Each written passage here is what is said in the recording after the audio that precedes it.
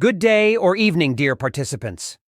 In this fifth lecture of Module 2, we are going to focus on the scoping, sequencing, and aligning teaching, learning, and assessment activities. This lecture revisits the issue of aligning planned learning outcomes with the teaching, learning, and assessment strategies in order to enhance the attainment of the learning outcomes, commonly referred to as constructive alignment. The lecture expands on the concept of constructive alignment to include the alignment of the scope and sequence of the curriculum. Ensuring that teaching and learning are aligned with the assessment activities is important if learning outcomes are to be achieved effectively. This means that the teaching strategies adopted should match with the learning objectives for a course or module. Subsequently, the assessment activities adopted should assess whether the desired learning outcomes have been achieved, especially should align with what has been taught or learned. To achieve constructive alignment, as Biggs and Tang in 2015 argued, the intended learning outcomes should be identified in advance, and then the teaching and learning strategies and activities which can achieve those outcomes are decided. Assessment tasks that effectively assess the attainment of those outcomes are then designed. Take note that before the learning outcomes, teaching, learning, and assessment are aligned, it is important that the scope and sequence of the curriculum are also aligned. Generally, the scope of a curriculum refers to the whole content of the course or module and is defined by the breadth and depth of the curriculum. The sequence of the curriculum refers to when specific aspects of the content should be taught, so that each aspect of the scope builds incrementally. Once the scope is built, the constructive alignment of teaching, learning, and assessment in achieving learning outcomes will then logically be established. The entire content of the course or module should consider the order in which the various elements of the course or module are delivered so that they exhibit synergy in achieving the intended learning outcomes. By the way, the traditional curriculum models have generally emphasized inputs, objectives, academic subjects, content, knowledge, and the teacher. Increasingly, the focus has shifted towards outputs or learning outcomes. This orientation may take various forms, but generally implies that certain results are expected from students in each subject or learning area at the end of each school level, including mastery of content and specific skills, or more general capabilities such as problem-solving or decision-making, which represent the competencies learners should develop. Learning outcomes are therefore statements about what students should know or be able to do at the end of learning tasks. It is important that the learning outcome statements are measurable so that their attainment can be evaluated. Be aware that teaching strategies are methods, procedures, techniques, and processes used to facilitate learning achievement by the learner. There are various ways of looking at teaching strategies. One way is to view them through the lens of where the focus of the activities is.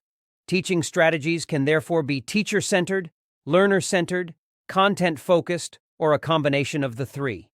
The teacher-centered approach is commonly referred to as the sage on the stage approach because the teacher casts himself as the expert authority on the subject, and the learners are receivers of knowledge from the sage on the stage. The teacher-centered approach is characterized by an active teacher with passive learners. For example, the lecture method is the one characterized by a general lack of involvement of the learners in the lesson.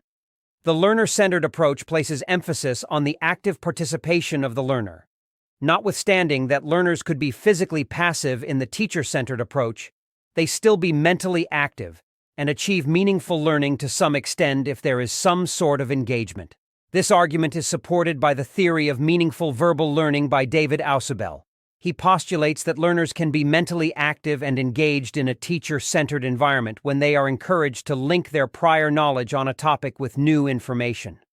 Content-focused teaching strategies emphasize careful analysis of the content, and neither the teacher nor the learners can alter or be critical of the content.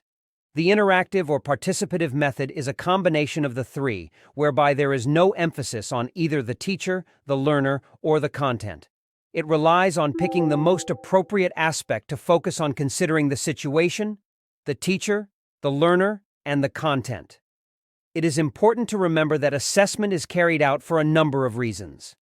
1. To assess what students have learned. 2. To assess what students do not know. And 3. To ensure further learning, i.e., assessment For learning. Assessments can be summative or formative assessments.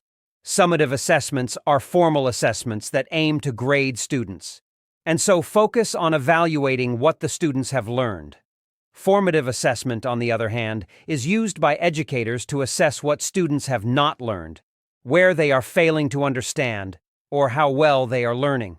It aims to provide feedback to the learners and the educators on what areas of the lesson, module, or topic have been understood and which ones have not. It is meant to support further learning. 1. To better understand the scope and sequence, read the resource. Scope and sequence. What is it, and how do educators use it to guide instruction? And what is scope and sequence? From the references in this lesson by Machelke in 2023. And 2. Read the article from Iowa Reading Research Center titled, What is Scope and Sequence? The article is part of the reading articles of this module. In addition, read the resource on Powerful Teaching Strategies to Level Up Learning in 2023 from the reference Prodigy. 2023. I encourage you to read this article. Now, let us reflect. We discussed the constructive alignment of the learning outcomes, the teaching and learning, and the assessment. We also discussed the importance of aligning the scope and sequence of the curriculum.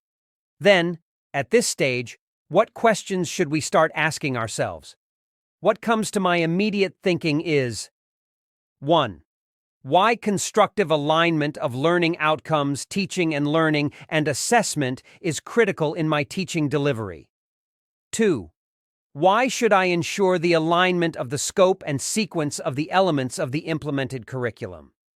3. What assessment strategies am I using in evaluating learners' attainment of their learning?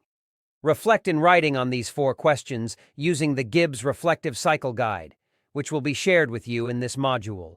Compile your reflection in the e-journal available within the e-learning platform in use in this self-paced online course. Share your reflections with your colleagues at work and also share them on the Community of Practice platform, which will be shared with you.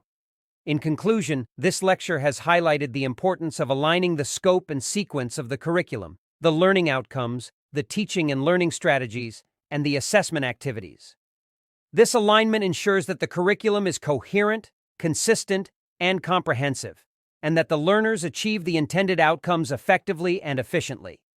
The lecture has also discussed some of the teaching strategies that can be used to facilitate learning, such as teacher-centered, learner-centered, content-focused, and interactive methods.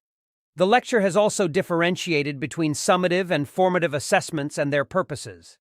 Finally, the lecture has provided some resources and reflection questions to help you deepen your understanding of the topics covered.